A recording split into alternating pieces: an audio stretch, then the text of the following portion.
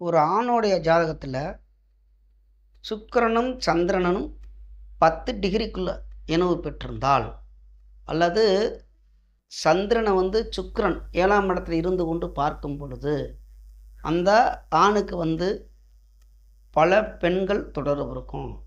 அப்படின்னு ஜோதிட இதில சொல்றாங்க. அதில எந்த அளவுக்கு அப்படின்னு நம்ம பார்க்குறோம் அப்படின்னா, ஜோதிட பாடத்தில ஒரு ஜோதிடத்தில ஒரு புஸ்தகத்தில நான் படிச்சேன் அப்படின்னு.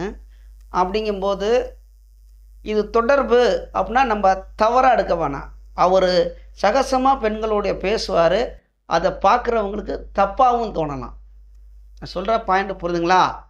அதாவது சந்திரனும், சுக்கிரனும் தொடர்பு கொள்ளும்போது 10 டிகிரிக்குள்ள இணையும் பொழுதும், அல்லது சந்திரனை சுக்கிரன் 7ஆம் பார்வையாக பார்க்கும் பொழுது, இந்த மாரியும் தொடர்பு கொள்ளும் பொழுதும், இந்த மாரி ஒரு அமைப்பு இருக்கு.